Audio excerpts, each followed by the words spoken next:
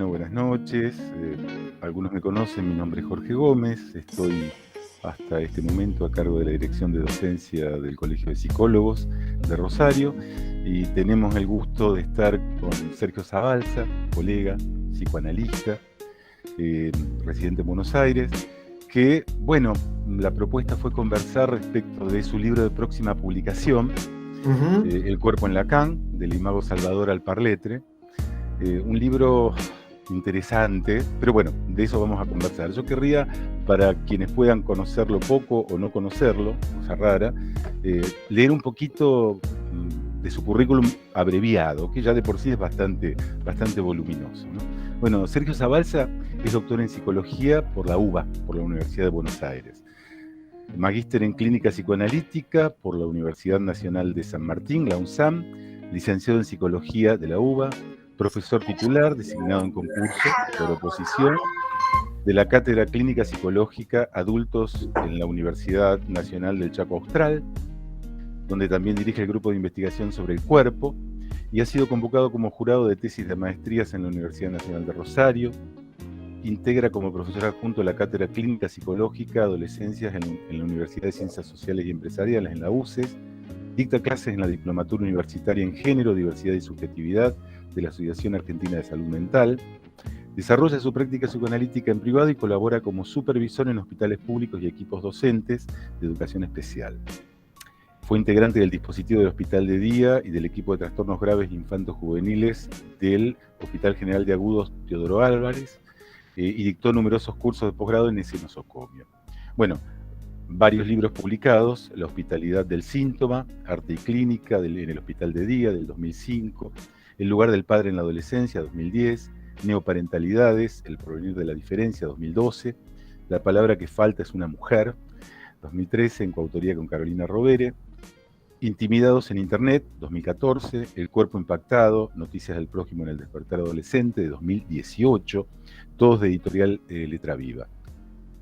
Ha publicado textos como referato en revistas académicas, como así también prólogos en textos y libros, en libros y compilaciones de colegas. Bueno, también es muy conocido por los artículos que publica en Página 12. La mayor parte de quienes no transitan el campo psi seguramente les suena su nombre por los artículos que ha escrito en Página. Acá dice que son más de 300, ¿no?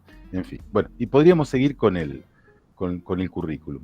Pero personalmente lo que me gustaría decir de él es que es alguien que justamente en el trabajo que tiene que ver con el cuerpo en Lacan, yo considero que Sergio es alguien que no le quita el cuerpo, no solo a la época, sino a lo cotidiano, al día a día. De eso dan testimonio también sus intervenciones en medios periodísticos. Bueno, vamos a conversar un rato, ahora sí, sobre lo que cuenta que es su obra, su última obra, que está pronta a ser publicada, ¿verdad, Sergio?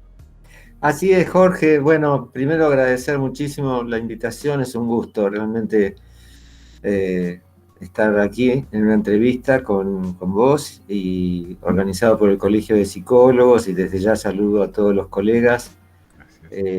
Son momentos así privilegiados donde uno puede dialogar efectivamente sobre la práctica y sobre lo que produce la práctica.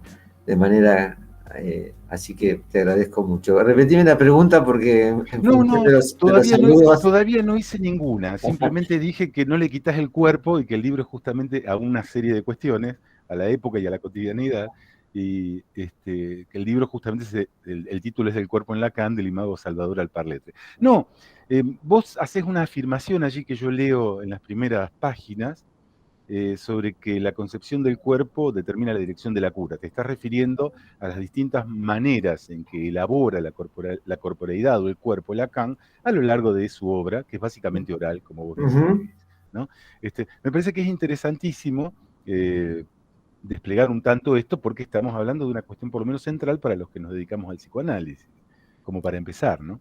Pero bueno. Sí, es algo que de alguna manera fui percibiendo a medida que iba armando el proyecto de la tesis, porque mi director, Fabián Naspartek, me sugirió el tema del cuerpo en Lacan, el tema del cuerpo en la época, que por varias cuestiones articula cuestiones muy candentes. Y a medida que iba armando el proyecto fui advirtiendo esto, que las diferentes concepciones del cuerpo en Lacan determinaban una muy precisa dirección de la cura en cada uno de los momentos en que elegí expandir sus antecedentes y su enseñanza. Hay una frase que él dice en el año 67, en el Seminario de la Lógica del Fantasma, que me llamó mucho la atención, y dice: no hay otro soporte del cuerpo que el corte que preside su desmontaje. Y bueno, le empecé a dar vueltas a esto, con ayuda de comentadores, por supuesto, porque uno no está solo, por lo menos yo necesito leer y necesito escuchar y demás. Pero ahí se juntan varias cosas. Hay un cuerpo y habla la palabra corte. Y en la clínica lacaniana el acto mayor es el corte de sesión. Pero no solo el corte de sesión, sino también el corte que está implicado en extraer una frase, una palabra del discurso del paciente. Y ya eso es un corte. Y también en esto se juega una concepción de un cuerpo que está despedazado por el lenguaje. Y él se anima, esto lo explica muy bien Colette Soler, que dice, bueno, por lo general se toma la parte trágica o dramática de esta perspectiva, es decir, un cuerpo despedazado por el lenguaje. Pero también hay que considerar que es un cuerpo que se anuda con el lenguaje. Esto creo que ya está en Freud, claramente está en Freud. Freud es el que habla de los orificios del cuerpo, donde se aloja la libido. Es eminentemente freudiano esta perspectiva. Bueno, Lacan le da esta vuelta a través del lenguaje, creo yo que saca o hace reducir lo estrictamente freudiano. Pero digo esta frase que está ahí por el año 67 porque ilustra de manera con bastante claridad cómo una concepción del cuerpo determina la dirección de la cura. Ahora, esto ya está desde el principio, porque si vos te fijás en textos como Más allá del principio de la realidad, acerca de la causalidad psíquica. Acerca de la causalidad. Bueno, presente allí. Exactamente, acerca de la causalidad psíquica dice esta cosa impresionante, habla de una imago más inaccesible a nuestros ojos. Es decir, algo, en el momento en que él está, según dicen todos los comentadores, en la plenitud del registro imaginario, es el que domina y demás, él está hablando algo que no es accesible a la visión. Y uno podría decir, te agradezco por haberme recordado esta frase. Él dice, algún día se revelarán los aspectos de la imago. Y uno podría decir, todos los antecedentes y la enseñanza de Lacan ha sido darle vueltas a este propósito. Sí, de hecho la fase del espejo retorna a lo largo de sus despliegues prácticamente hasta el final. Sí, es cierto. Coincido totalmente. Eso es cierto. Sí. Yo te aclaré, no tengo el mismo amor por Lacan que evidentemente vos, pero me he ocupado de leerlo. Bueno, me gusta mucho la letra, y viste que es un muy mal escritor Lacan. Pero bueno, tiene otra manera pasa por la transmisión oral, pero verdaderamente hay un antes y un después de él, sí, eso no cabe ninguna duda. Bárbaro. Dicen que para leer bien a un autor, mejor no amarlo. Así es lo que decía él de Jean-Luc Nancy y de Philippe Lacour-Labarthe, pero bueno, eso lo dijo él, qué sé yo. En general era bastante irónico el hombre. Pero bueno, perdón, Sergio, pavadas que se me ocurren. No, está muy bien, está muy bien porque, bueno, y efectivamente el amor obtura. Y el amor, o cierta versión del amor, cierta versión del amor obtura porque el amor genera una perspectiva del cuerpo, de un cuerpo redondo, acabado. Sí, el enamoramiento es eso, claro. Pero, Exactamente, sí, y sí. te amo mientras vos me devuelvas la imagen de mí que yo requiero, ¿no es cierto? Claro, ahí sí estamos. Claro. Entonces, Sí, sí. y bueno, somos eminentemente narcisistas, las personas, y eh, en este momento de los primeros escritos de Lacan, Ujú, la clínica de él se orienta por la consumación de la personalidad, ujú, la unificación de la imagen. Uno claro. escucha esto y dice, caramba, wow, qué Ujú, bárbaro. ujú, Eh, como, pero al mismo tiempo habla de un cuerpo sutil claro. en la enunciación, en el Y de la enunciación, y ya Ujú, ahí las cosas no son tan ujú, sencillas. ujú, Incluso en ese texto del año 36, que más allá del principio de la realidad, que para mí ha sido una sorpresa y un gusto ajá, leerlo, y dice que eh, hablar siempre supone un otro, ujú, y hablar supone siempre ocultar algo. ujú, Es claro. decir, que esta imago, enajenada en el signo, Ujú, ya está ocultando algo. ajá, claro, claro. Sí, y además los costurones, perdóname el exabrupto, ya se leían, pero en el buen sentido del término, ya se leían en esa etapa, donde es cierto que estaba muy fuertemente pensando, la tesis doctoral de él marca la presencia de la noción de personalidad, seguramente tomado de la psiquiatría de la época, eh, pero ahí mismo están los costurones, vos mismo trajiste un par de citas donde ya se da la apertura a algunas cuestiones que, bueno, luego serán trabajadas de otra manera por él, pero que no, nunca cerró plenamente esa lectura más clásica, de bueno, estaba puramente jugado en términos del imaginario ese primer Lacan. Me parece, va, por lo menos estoy de acuerdo. Y respecto del amor que dijiste, que es cierto, el enamoramiento es imprescindible para entrar, pero puede obturar, pero no es lo que leí de lo poco que pude. ¿Te acordás que te dije? Bueno, voy a hacer una lectura diagonal dado lo acotado del tiempo, y evidentemente es un trabajo como para detenerse en leerlo el tuyo. Pero yo no encontré que aquí hubiera obturación. A mí, por el contrario, me pareció muy productiva la apuesta. Por otra parte, es un trabajo académico, en principio, hecho en el marco de la academia, es una tesis doctoral, pero no deja de, yo por lo menos, no dejo de leer que tiene algo de la modalidad ensayística, quiero decir, la modalidad de escritura académica no termina no anula la beta ensayística que leo. Yo cuando digo ensayo, estoy pensando en escritos que son llevados adelante a partir de una pregunta, y que el escrito es el despliegue de la pregunta. Estoy pensando en Ujú, Hume, por ejemplo, que es el ensayista que a mí, de los clásicos que a mí más me gusta. ujú. Eh, y a mí me parece que eso está muy logrado. Vos haces una serie de preguntas que de retórica no tienen nada y que vertebran todo el libro, o la lectura que fui haciendo, ¿no? Y que tienen que ver con el momento que estamos atravesando también. O Sí, sea, sí, sí. está por un lado en relación a la clínica psicoanalítica, que podríamos decir no solamente en estos tiempos, sino a cuestiones de la clínica psicoanalítica tal vez desde los inicios. Hay cuestiones que tienen que ver con el trabajo tuyo hoy, me parece, y hay cuestiones que tienen que ver con lo que estamos atravesando, que es la pandemia y la Ujú. proliferación o la aceleración que se produjo del trabajo a partir de medios virtuales, ¿no? Esto que estamos teniendo nosotros como charla. No lo hubiéramos pensado así a lo mejor hace unos años. Hubiéramos intentado, bueno, te venís a Rosario, me voy a Buenos Aires, nos encontramos en mitad de camino. No sé, hubiera sido de otra Exactamente. manera, ¿no? Y hoy nos parece natural. Yo leí algunas preguntas que una me parece que es central, que es si existe la virtualidad en presencia de los cuerpos.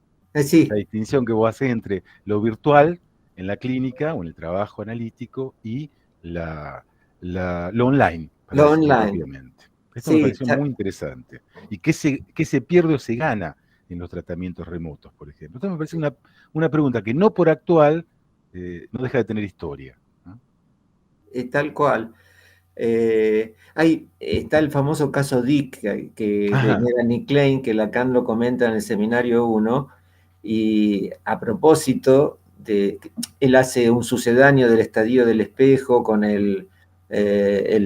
las flores y el jarrón Ujú, para mostrar precisamente que un cuerpo se compone también de elementos reales y virtuales. Y a partir de esto, bueno, hace este desafío a su auditorio cuando dice, bueno, miren el arco iris, ¿es subjetivo o es objetivo? De manera que, investigando un poquito, lo que fui advirtiendo es que la virtualidad es propia de los cuerpos. Gracias a Gabriel Lombardi, el profesor Lombardi, ubiqué un texto de Anthony Biosca Ibar, es el apellido, Biosca Ibar, 1000 años de virtualidad. Lo digo así bien claro porque se lo recomiendo a los colegas, excelente, donde después de todo un recorrido interesantísimo del término virtualidad, él ubica que el término adquiere cierta estabilidad con Santo Tomás. Y Santo Tomás dice, bueno, lo virtual es algo que parece real, aunque no es real, parece real. Muy sencillo y muy claro. Y a partir de la década del 80 esto se empieza a desvirtuar, valga la redundancia, porque se empieza a utilizar a propósito del ciberespacio. Cosa que no lo objetamos porque el lenguaje va y viene y hace lo que quiere. Pero sí nos interesa saber que un cuerpo, si está animado por el deseo, por el goce, tiene esta cosa de ser un componente virtual. Es decir, Santo Tomás lo homologa a la potencia, lo que está en potencia, lo que podría hacer o no hacer un cuerpo. Si vos le quitas esto a un cuerpo, lo matás, lo pinchás. Yo inmediatamente que ubiqué esto, recordé algunos pacientes del Hospital de Día, del Hospital Álvarez, pacientes psicóticos que estaban arrojados en esa inercia mortífera propio del sujeto que carece de libido, está aplastado por la pulsión de muerte. Y eso es un cuerpo, uno podría decir, es un cuerpo, un organismo que está vivo, pero no es un cuerpo. No hay virtualidad allí, no hay potencia, no hay nada. De manera que me ocupé en el trabajo de separar lo que es online de lo que es lo virtual. Y si bien coincido en que por la clínica online se logran muchos efectos y que hay sujetos que no tienen por qué llegar hasta un fin de análisis para que su tratamiento realmente sea útil, pero la presencialidad ubica un lugar de la angustia que es imposible, creo, llegar por medios digitales. Y Lacan dice esta enormidad que encontré en el seminario de la lógica del fantasma, donde llega a decir, si hay algo que ocurre en el dispositivo analítico es el acto sexual que está forcluido. ¿Cómo? El acto sexual que está forcluido. Y lo liga directamente a la angustia que supone el cuerpo del analista ahí presente.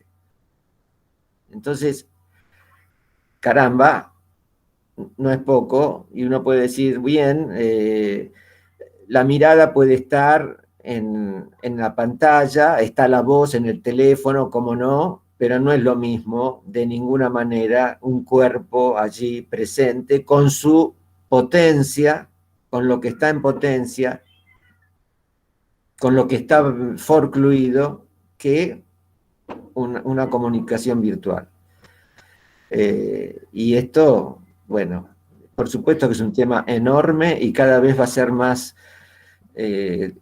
vigente esta discusión y tenemos muchísimo para aprender, pero me pareció un buen punto de partida, por lo menos tener en cuenta.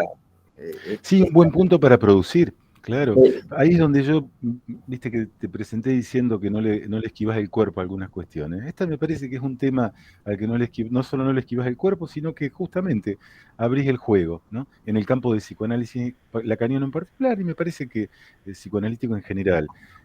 Tal cual, vos afirmás al final, bueno, o planteás la imposibilidad, o lo que suponés, te parece, o considerás la imposibilidad de un fin de análisis sin recurrir a la presencialidad, mm, a la presencia efectiva de los cuerpos, no mm, a esta modalidad vicaria de presencia que tiene que ver con el uso de los medios mm, digitales. Y digo, bueno, ese es un tema como para, me parece, seguir produciendo, ¿no? Si bien es cierto, no todo el mundo recurre a un analista para llegar a un fin de análisis o para intentar un fin de análisis, que además también les recomiendo a los que quieran leer el libro, que esa parte es muy interesante, cuando comienza a plantear las cuestiones, consideraciones singulares en relación al fin de análisis también, ¿no? Estas dos preguntas que yo te tiré son inseparables de otras dos que vos haces, porque cuál es la función del semblante en el dispositivo tiene todo que ver, me parece, con lo que vos venís trayendo, y qué lugar ocupa el cuerpo del practicante en mm, relación a la operación analítica, no solo ya al dispositivo, sino a su mm. eficacia, en todo caso. Y que es cierto, Bueno, ya en Freud hay cuestiones allí presentes, me pareció, sí, que vos sí, sí. retomabas, ¿no? Efectivamente, bueno, Freud habla de- el que se anime a practicar esto, lo va a sentir en el cuerpo, Ujú, claramente. ujú, Y sabemos que exactamente. él implementa la cuestión del diván porque no soportaba horas y horas tener al paciente enfrente. Y Ujú, después esto tuvo efectos en los pacientes, ¿no? El ujú, pasaje al diván y ujú, demás. Ahí ya tenemos la carga de goce para introducir un concepto muy específico que recibe el cuerpo del analista. ajá, ¿Y por qué es necesario que un analista se analice indispensable, que supervise, que estudie, que se junte con otros analistas, que forman parte de una comunidad analítica? Porque lo que se recibe es muy pesado. ujú, Eh, es preciso. Hay una, eh, eh, algo que observa Lacan, dice, el cuerpo del sujeto está disyunto de su goce, es ujú, decir, es el goce privilegiado que determina la economía libidinal de un sujeto, está más allá de lo que, está más allá del cuerpo, ujú, no lo puede manejar el sujeto. ujú, Eh, y esto, lo sepa o no, se deposita en a quien uno le dirige la palabra y las expectativas. El sujeto supuesto saber no es pavada, es este, una depositación de amor y de saber, como dice Freud. Lacan agrega esta cuestión del goce, deposita el goce. Y el goce eh, es lo más pesado. Estoy pensando en aquello que no que va más allá de lo civilizado. Cuidado, cuando nos metemos con cosas, ¿no? Uno dice, bueno, sí, está triste. ujú, No es triste, sí. El síntoma, el síntoma condensa aquello que no queremos saber nada porque va en contra de nuestro narcisismo, de nuestra linda imagen, y ujú, por eso la singularidad es lo que me hace diferente de mí mismo, de lo cual no quiero saber nada. Y eso, que de lo cual no quiero saber nada, un analista, cuando no estamos del todo tontos, algo de eso pescamos. ujú. E incluso, más allá de la tontería del analista, el dispositivo funciona, a veces, si los analistas logramos no decir muchas tonterías, funciona más allá de nosotros. Ujú. Sí, Eh, sí, como más allá del cuerpo está el goce, como planteas vos. Claro, es tal cual. Y además vos ubicás esta cuestión de la imagen, y es mm, cierto, el síntoma viene a dar cuenta de este punto de singularidad. intenta suturar de algún modo el cuerpo y al mismo tiempo es la marca de su desmembramiento o de la inminencia o posibilidad de su desmembramiento. Estoy pensando en una vertiente posible más freudiana, si querés. Sí, sí. Por ejemplo, ¿no? Pero no me estoy quedando en el síntoma como formación de compromiso, precisamente, que es una vertiente más bien clásica y casi médica. Pero estaba pensando que es una época muy particular, donde justamente de eso se trata, ¿no? De sostener a como dé lugar una unicidad ficticia de imagen, una suerte de autosuficiencia, y para la cual justamente estos espacios virtuales es como que casi que vienen diseñados para eso, y sin embargo allí es donde también puede tener cabida, no solo en esta época, sino en este espacio, si quieres, en el ciberespacio, donde hasta puede tener cabida esta apuesta, que es la propia del psicoanálisis. Que esto es no todo, que eso es imposible, que está descompletado internamente esa posibilidad. Incluso vos lo planteas con claridad como pregunta, ¿pero qué? Y entonces el analista puede devenir un gadget, otro gadget más. Me pareció una linda manera de decirlo. No sé si da para que digas algo, pero bueno, a mí me resultó interesante, porque digo, caramba, qué paradoja, ¿no? No solo la paradoja de la necesidad de la presencia para poder poner en juego lo virtual del cuerpo, la presencia efectiva, que eso es una paradoja, sino esta otra paradoja, ¿no? Cómo no transformarse en un gadget. Yo lo he pensado por otras vías, pero bueno, esto a mí me pareció muy notable. Creo que me concierne, no porque lo haya pensado así, sino porque lo he pensado en otro lado, en relación a otras cuestiones. Pero me encantó leerlo. Bueno, muy oportuno que lo traigas, porque creo que es un peligro. En el mejor de los casos, los analistas somos neuróticos, por lo tanto estamos atravesados por el sentido común y por las tonterías de la época, y además siempre estamos tentados de satisfacer la demanda, con lo cual efectivamente podemos transformarnos en ser sostén de la satisfacción inmediata, que es el leitmotiv de la época.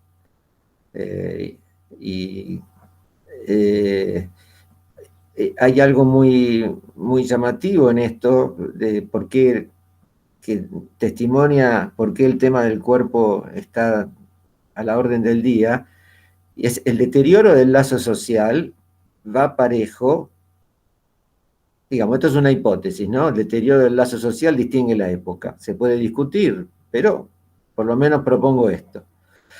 El deterioro del lazo social es correlativo de un empobrecimiento de la relación del sujeto con su propio cuerpo. Es decir, el cuerpo está hecho hoy, está dispuesto para, como dice Byung-Chul Han, para transformarnos en esclavos de nosotros mismos.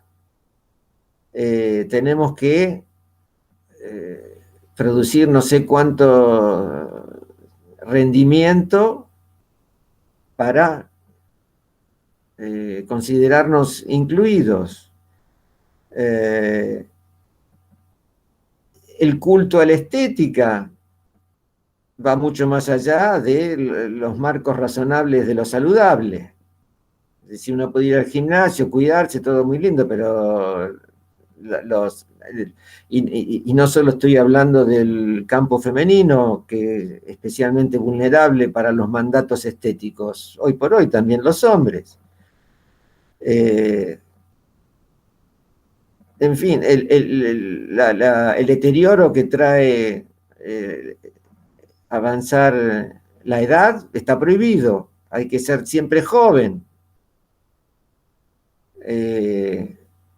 Y esto va más allá de la pandemia.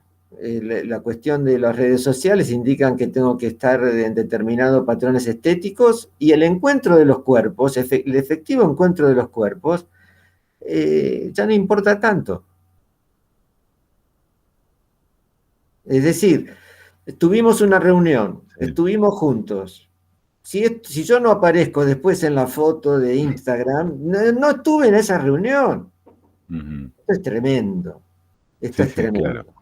Sí, sí, y hay que jugar con eso, porque yo cuando decías el deterioro del lazo social, no sé, pienso, ¿no? Si no, tal vez no sea, no estamos ante un cambio que no vislumbramos. A mí me gustó un librito, yo no me acuerdo ahora el título, de un hermoso escritor italiano, Alessandro Baricco. A lo mejor Mm, lo conoce, escribió una novela que se llama Seda, que es muy bella, pero yo me refiero a una recopilación de ensayos, bueno, alguien que como vos escribe en los periódicos de vez en cuando, ¿no? ajá, Y lo que hizo fue una recopilación, se hizo una recopilación de los trabajos en los periódicos, y es lo que estaba planteando en muchas situaciones, un tipo muy inteligente, donde tendemos a percibir como pérdida lo que en verdad es paradojal. Y cuando digo paradojal, no hablo de que es o lo uno o lo otro, sino justamente sostener esa tensión, que caracteriza la mm, paradoja. Como que hay cosas que se cierran, sí, y hay otras que se abren. Hay mm. cosas que se pierden y se posibilitan otras. El tema es poder ir sosteniendo la tensión, porque tal vez esto que llamamos deterioro, y que yo también lo siento como deterioro, no estoy criticando ni quedándome afuera de esto, tal vez sea la transformación de modalidades de lazo que todavía no estamos vislumbrando, ¿no? Y que sí Bueno, es correlativo a un cambio de la relación con el cuerpo. Sí, sí. me parece muy interesante el punto de vista y porque además introduce algo que es lo nuestro no está, no pasa por andar lamentándonos si algo, porque el tiempo pasado fue mejor, ni tonterías como esta, sino hacemos con lo que tenemos. Claro, Hacemos claro. con lo que tenemos, efectivamente. Ujú. Eh, y Sí, lo una, leí en tu libro aparte, porque me acuerdo que vos planteas esta cuestión de, bueno, ponemos el cuerpo de muchas maneras. Por ejemplo, atendiendo a un adicto o alguien muy tomado por la adicción a las 6 de la mañana, porque sí, es la única manera que pueda pasar la fiesta sin darse vuelta. Sos más elegante exactamente. para escribir, ¿no? Yo soy un poquito grosero, pero me digo, bueno, esto no se hubiera hecho en tiempos de Freud. No se leen estas Efectivamente, cosas. sí, sí, sí. De manera que estamos invitados a inventar. Exactamente, sí. Eh, bueno, por ejemplo, en la clínica con adolescentes, es Ujú. muy llamativo. Eh, eh, Intento atender de manera presencial, pero el celular es indispensable. No sé cómo, conozco, porque charlo con colegas que hacen lo mismo. Es decir, si no se incluye esa terceridad, ese objeto que ya forma parte del cuerpo, con lo cual después podríamos hablar de eso, que es un objeto privilegiado, y nos guste o no, el celular, y que me enseñe cómo son los juegos, que me muestre la foto de no sé quién, que si no, no charlamos de nada. Y uno puede decir, bien, hay un empobrecimiento del registro simbólico, bla, bla, bla, y qué sé yo. Bueno, pero si nos quedamos lamentándonos, no podemos hacer nada. Agarramos el celular, me siento al lado o más o menos cerca con el tapabocas y contame cómo es Claro. este juego que te la pasás jugando hasta las 6 de la mañana. Sí, y claro. Porque es lo que Ahí, hacen los chicos hoy. si ahí está la compulsión, hay que escucharla, ir Eh, a leer algo ahí. Por otra exact- parte, Sergio, sería como, ahora, la distancia hace que nos resulte gracioso, pero Platón hablaba de que la escritura iba a empobrecer el intelecto. Ajá, Lo decía, exactamente. encima lo escribía, ¿no? Pero bueno, al margen de eso, y era, claro, era una tecnología nueva porque la escritura alfabética para Grecia era relativamente nueva y era lo que Mm, permitía creer que se estaba dejando constancia de la voz, del habla, del mm. logos, ¿no? Digo, bueno, hoy nos reímos de eso. ¿De qué nos reiremos o se reirán las generaciones posteriores, ¿no? Pero bueno, está Bien, bueno. trajiste un ejemplo fantástico porque Platón era ultra racionalista, pero no tonto, y cuando escribió el banquete se apoyó en Poros y Penías, que es un mito, para hablar del amor, nada menos. Eh, y uno podría decir, sí, Platón es, no sé, uno de los personajes más inteligentes de la historia. Y sin embargo decía que estaba en contra de la escritura, pero escribía. inventó a Sócrates, porque no sabemos bien hasta dónde Sócrates es Sócrates, o era más bien la fantasía de Platón. Vos ahí me hiciste acordar, cuando mencionaste a Platón, porque hay una filósofa norteamericana, Martha Nussbaum, que hace todo un comentario interesantísimo sobre el banquete de Platón, y entonces acá volvemos al amor, el encomio del amor que hace Sócrates, de las ideas abstractas y demás, pero Platón pone un personaje que Martha Nussbaum ubica como la carne que derrama lágrimas, que es Alcibíades, la carne que derrama lágrimas. Yo lo tomé para el estado del arte, es decir, los antecedentes de esa carne, que es un término muy caro para los psicoanalistas, sobre todo aquellos que intentamos seguir la enseñanza de Lacan, porque la carne que derrama lágrimas es el goce, es el goce, el gozar con el sufrimiento. Es esto. Hay un comentario que hace Lacan de El sueño de la inyección de Irma en el seminario 1. Hay un párrafo impresionante donde habla del misterio de la carne sufriente. Y cuando habla de lo informe en el fondo de la garganta de Irma. Eso que nos pertenece y de lo cual no queremos saber nada. Esto ya lo estaba diciendo en el año 53, cuando poquitos años después, bueno, entonces ahí tenemos... Eso se lo robó a Winnicott y nunca nos lo dijo, pero bueno, al margen de... Ajá, la categoría del informe, sí, pero bueno, no importa. Pero es cierto, Lacan lo toma y lo enlaza en otras referencias, en otro horizonte intelectual, ¿no? Claro, claro. No tan médico, por otra parte. Bueno, Lacan leyó mucho y utilizó mucho.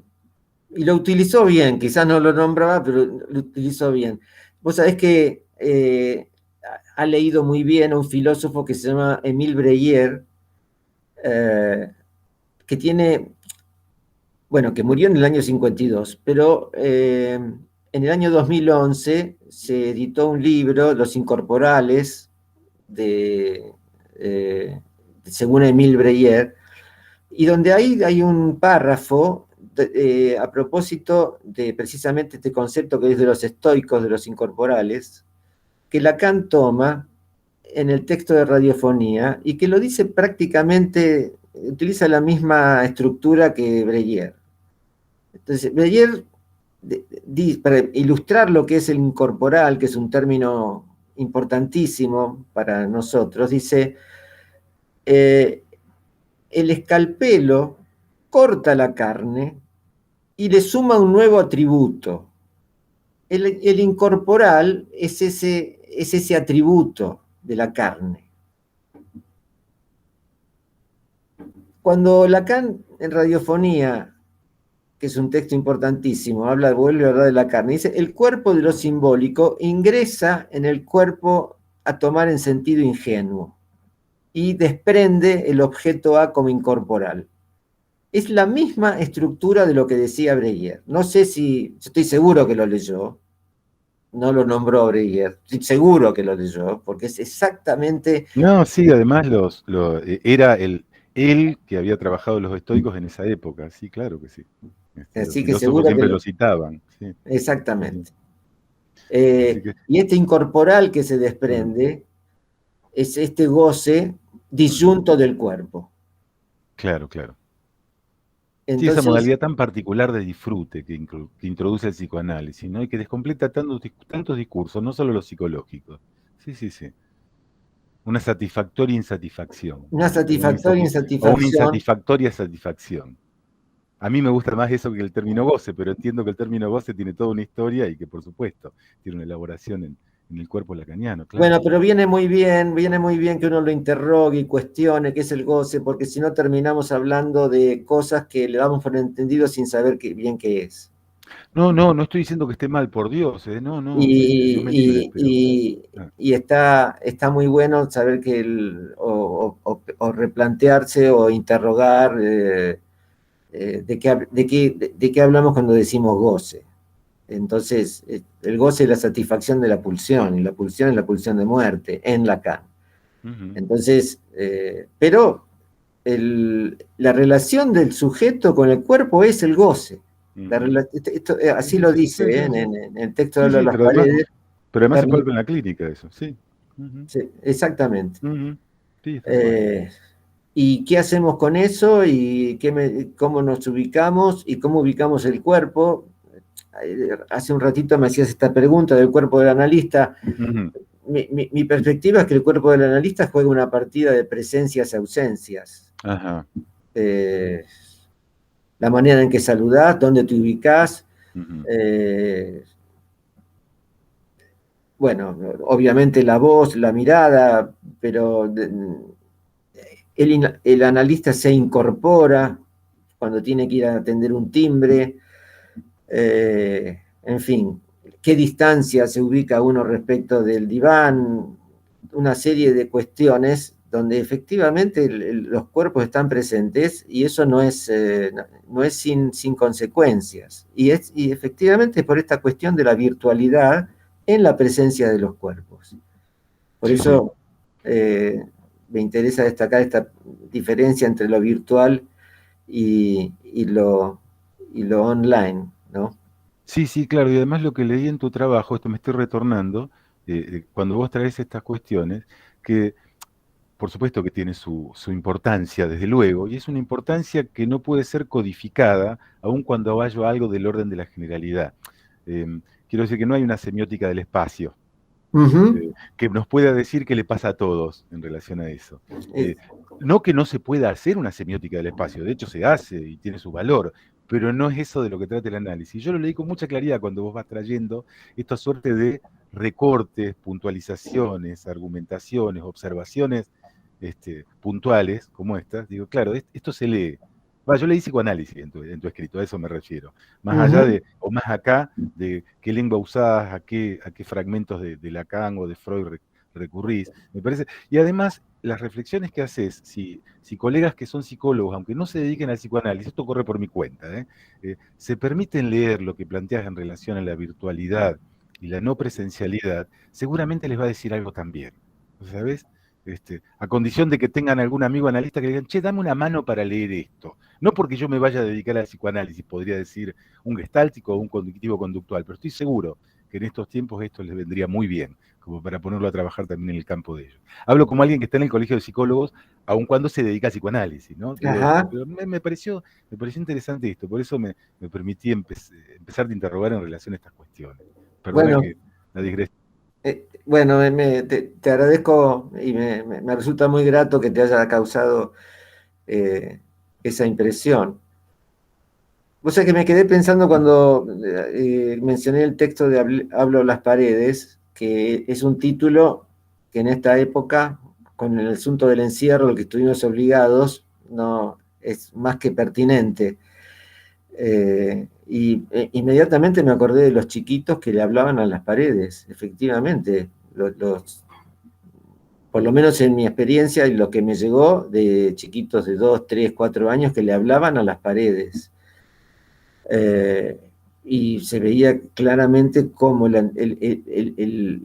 habla sostiene al cuerpo. Eh, es decir, el otro sostiene el cuerpo aunque sea una pared.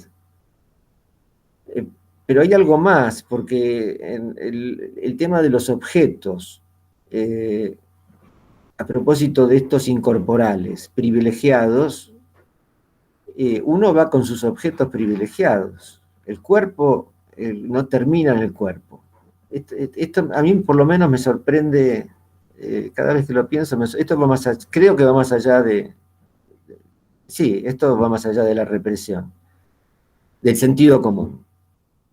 Eh, Nuestro cuerpo se compone de nuestros objetos privilegiados, personas, libros, en fin, según cada uno donde tiene puesto su deseo y su goce. Y lo he comprobado que este encierro en muchos casos ha provocado que esa relación con los objetos se cayera, y efectivamente, no por nada dice Lacan que la angustia es la sospecha que experimentamos de vernos reducidos a nuestro cuerpo. Es decir, cuando perdemos esa conexión libidinal con nuestros objetos privilegiados.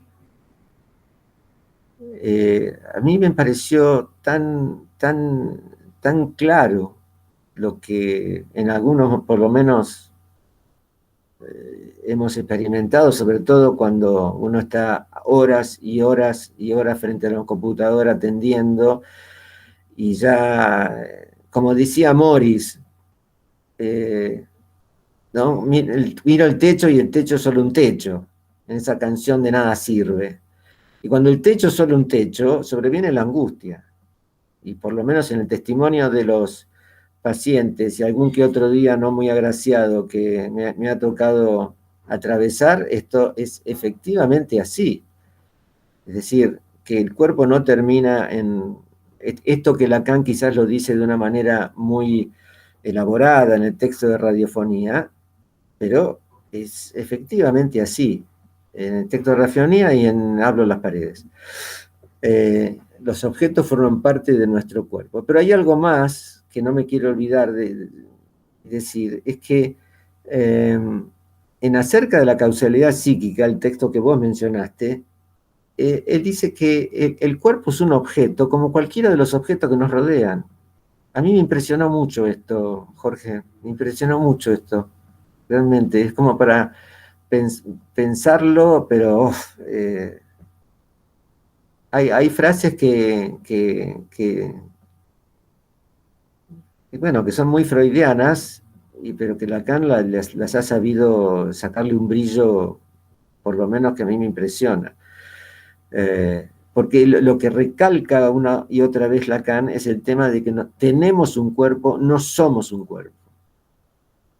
Llega a decir en el Seminario 23, tenemos un cuerpo como un mueble, pero ese cuerpo levanta campamento cada vez que se le da la gana.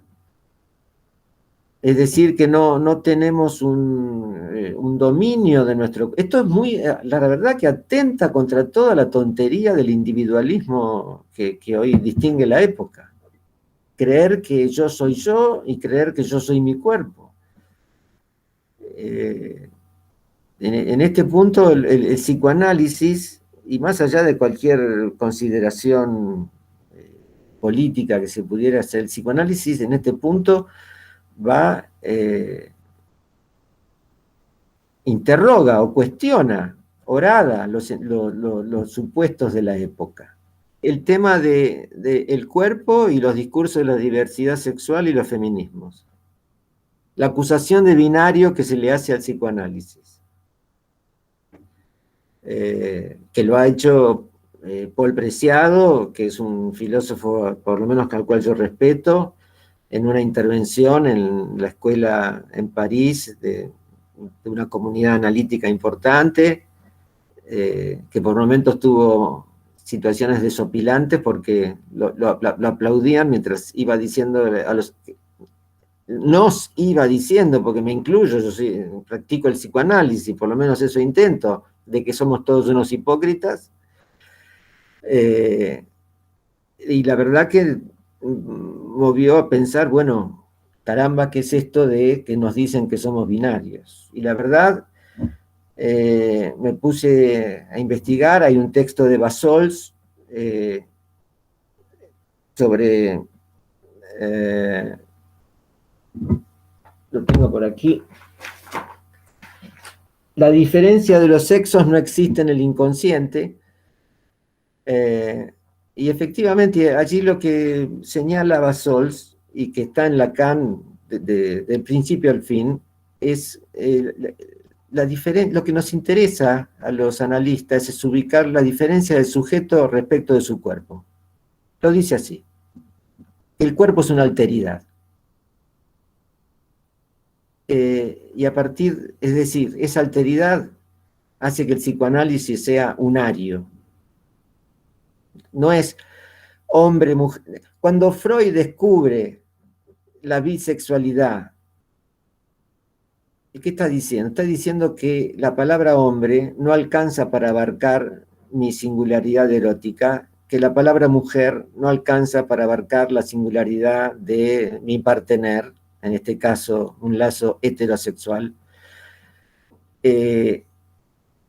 Con lo cual, haya quien haya en una cama, lesbianas, gays, fluidos y toda la proliferación de semblantes de la época, eso no va a lograr que mi cuerpo vaya más allá de mí, de lo que yo puedo manejar. Y cuando Lacan dice el cuerpo levanta campamento cada vez que se le da la gana, se está refiriendo a esto, exactamente, a esta diferencia absoluta que nos cuesta mucho aceptar de algo que va más allá de mi voluntad, de mi discurso que yo creo manejar y demás. Esto... Sí, incluso más allá de la anatomía. O sea que se habla de binarismo, ¿no? Que supuestamente estaría basado en esta diferencia anatómica. Sí. Por el lado del cuerpo es bastante clara la argumentación, sí. Exactamente. Claro. Exactamente. No es tan clara si vamos para el lado de la primacía que tiene el padre en la elaboración, tanto más lacaniana en realidad que freudiana, ¿no? Pero bueno. Pero de todas maneras me parece que es muy interesante lo que estás planteando, porque muchos creemos que es así, o que es la lectura que hacemos, y me parece que vos también ahí planteás que tal vez la dificultad sea, o lo más complicado, sea los movimientos identitarios, de los cuales ni los feminismos ni el psicoanálisis están a salvo.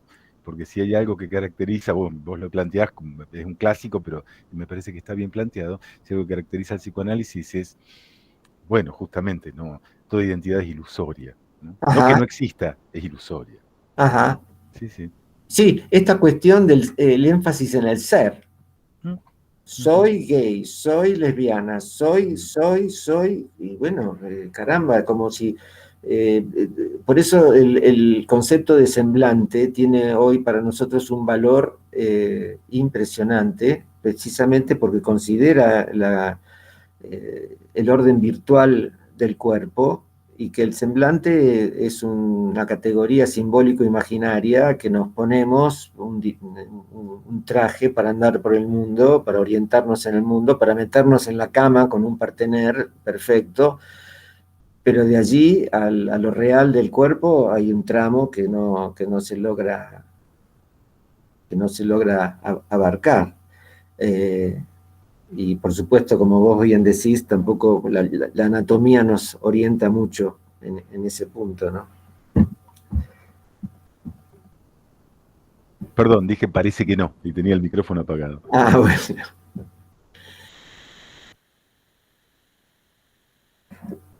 Bueno, esto que comentamos, por supuesto que de ninguna manera invalida u objeta las soluciones o los caminos que pueda adoptar un sujeto para orientar su sexualidad. Es decir, el psicoanálisis no tiene que objetar, no tiene por qué objetar nada respecto de qué hace un sujeto con su sexualidad. Pero sí interroga esa diferencia. Es decir, en todo caso, el sujeto que cree que porque se opera va a eliminar el malestar propio del ser que habla, bueno, me parece que si está en análisis, conviene interrogarlo. Sí, claro. Si la expectativa es esa de eliminar el malestar en la cultura, sí. En este caso, bueno, no porque precisamente porque esto de que no hay relación sexual se verifica, más allá de las operaciones, más allá de Ujú. de los derechos civiles, más allá de todo el reconocimiento que pueda haber respecto de las decisiones que puede tomar un sujeto con su sexualidad, hay algo que, en fin, eh, hay algo que no funciona, como Sí, decía. por supuesto, no invalida en absoluto la cuestión de los derechos. Lo que pasa es que me parece a mí que por momentos se nos traslapan los planos, ¿no? Los planos de los derechos políticos logrados a través de una lucha y de el modo en que ciertos y determinados grupos, colectivos, disidencias, mejoran su vida, lo cual personalmente aplaudo, y esta otra cuestión que vos estás trayendo, que es que sí, sí, sí, macanudo, pero el malestar es inherente a la cultura. Lo Mm, que nos viene a plantear el psicoanálisis es que el conflicto está interiorizado y de eso se trata. Y mm, que en todo caso la promesa de anulación de conflicto viene por el lado de los laboratorios, del marketing, de lo cual los laboratorios son sucedáneos, no puede venir de la mano de una psicoterapia que se pretenda seria, porque sería como bueno, lo mejor es producir a alguien que esté fuera de la cultura, lo cual es imposible, imposible. mm. Es absurdo plantearlo en esos términos. Y sin embargo es eso lo que se está proponiendo en muchos casos. Eh, no voy a hacer ejemplos, pero algo de eso está. Y no solo en las ofertas consumistas, sino también en el ámbito de las psicoterapias, al cual, lamentable y tristemente, buena parte del psicoanálisis o buena parte del psicoanálisis tampoco es ajena. Eso es por lo menos lo que voy leyendo, ¿no? Tal vez por eso yo hago la insistencia en recuperar modos de hablar más cercanos al freudismo, no para ciertos interlocutores. Tu libro va dirigido claramente a ciertos interlocutores que pueden producir lecturas riquísimas, sino en lo poco que me ha tocado dar clase en el ámbito universitario y la tirria que genera por haberse transformado en un discurso supuestamente hegemónico, y lo ha sido hegemónico en el ámbito universitario probablemente de la pampa húmeda argentina, y sin embargo en el ámbito psi está lejos de ser hegemónico el discurso psicoanalítico. Los laboratorios vienen cortando cabeza, por otro lado, y se pierde justamente eso, ¿no? No solo que primero, que no es un discurso hegemónico, que si se transforma en un discurso hegemónico, se le anula aquello que lo sostiene como posibilidad, que es sostener la paradoja, hablar de la incompletud, de la imposibilidad del todo. Bueno, todas estas cuestiones que podemos modular en distintos lugares, me parece que es riquísimo y que al mismo tiempo es una apuesta a una, verdaderamente, ¿no? Eh, bueno, a la posibilidad de seguir sosteniendo la interrogación respecto de lo que no anda y no va a andar, aunque la sociedad que armemos sea mucho más justa, lo cual no Mm. quita que no luchemos por una sociedad más justa, todo lo contrario. Eh, Bien, exactamente. Eh, bueno, de allí está la diferencia entre lo que es la emancipación, lo que algunos llaman la emancipación y lo que otros llaman la revolución. La emancipación sería poder hacernos cargo de lo imposible para que advenga, no lo posible, sino que advenga lo contingente, algo nuevo. Sí. Es el derrotero que lleva un análisis, llevar a un sujeto al imposible, advertir que el todo es un imposible, y Ujú. a partir de eso, de atravesar esa decepción, generar algo nuevo. Ujú. Bueno, Vergänglichkeit, lo perecedero en Freud, ¿no es eso? Como me dije de mi mujer, una lógica del reintento, ¿no? Mi mujer es Ah, analista también, una lógica del reintento. Yo creo que eso es el espíritu freudiano, que también tiene cuestiones pesimistas y también tiene cuestiones optimistas. Pero me parece que si algo que caracteriza un hilo conductor de la producción freudiana es eso. Este, no sé si tenés presente el texto, o de Guerra y Muerte, por ejemplo. Bueno, se cayó todo, destruimos todo, y bueno, hay que empezar de nuevo, digamos, ¿no? Es contingente. ¿Fue una porquería? Sí, fue una porquería. Bueno, continuemos, apostemos nuevamente. exactamente. Me parece que Freud no creía en la esperanza, hacía. Cuando digo no creer en la esperanza, me refiero a la esperanza que lleva a la postergación. Algún día, algún día no sé, me pongo a hacer. Efectivamente, sí. Eh, Claro. Pero Y entre otras cosas, sí, claro, claro. Freud además tenía, porque esto que traes es y muy importante. Freud tenía una posición frente al fracaso muy especial. Uh-huh. Frente al fracaso y frente a lo fragmentario. Él Uh-huh. decía, tengo un especial talento por lo fragmentario. Uh-huh. Se lo dice a Grodeck en una carta. Uh-huh. Y me resonó inmediatamente esto que decís.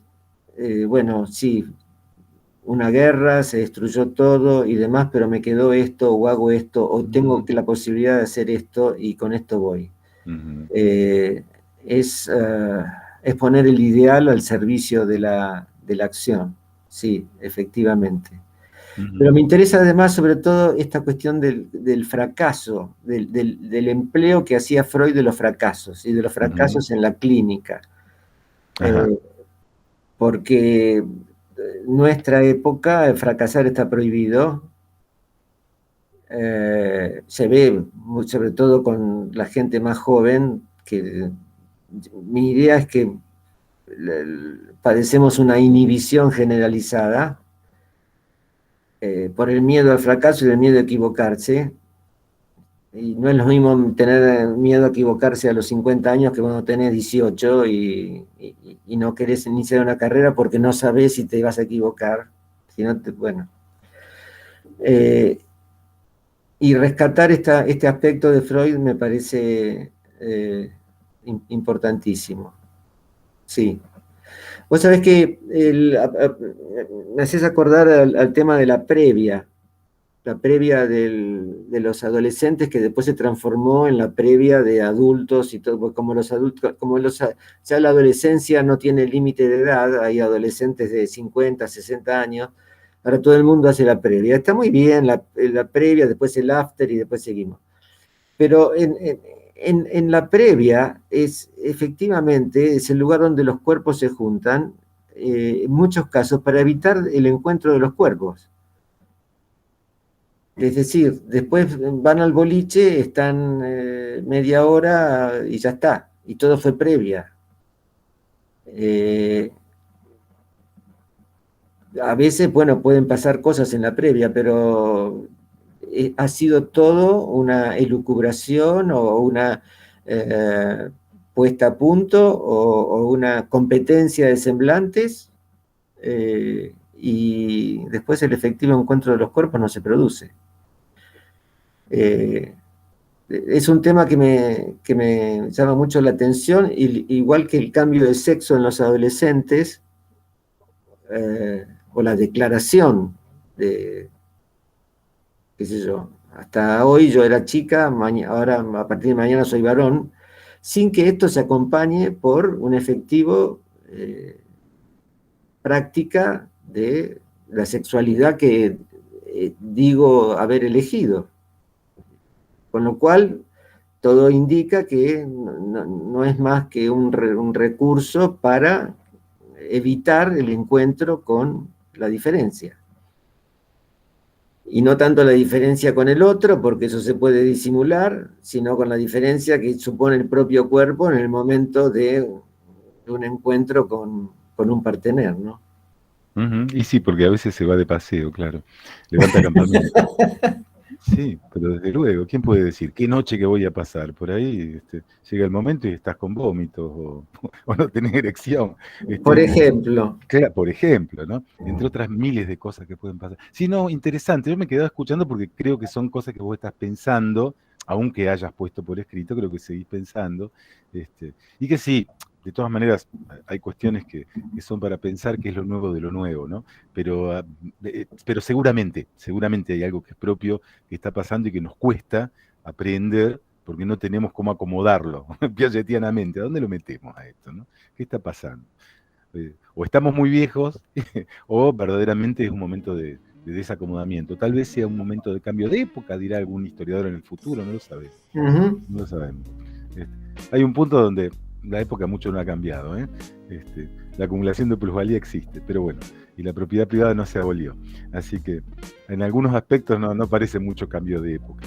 Yo pensaba esta cuestión de la proliferación de discursos como los de Byung-Chul Han, o que precedidos, es mucho más interesante, mucho más inteligente Han, sin duda, pero precedidos por alguien como Bauman, qué sé yo, de la modernidad líquida y de la disolución de los lazos, la caída de los rituales, libro interesante, no por a pesar del título, porque estamos llenos de rituales, no cayeron un corno, lo que pasa es que es interesante igual, donde yo me acuerdo que ya en los albores de la modernidad, fíjate que una traducción posible de una frase célebre del Manifiesto Comunista es: todo lo sólido se desvanece en el aire.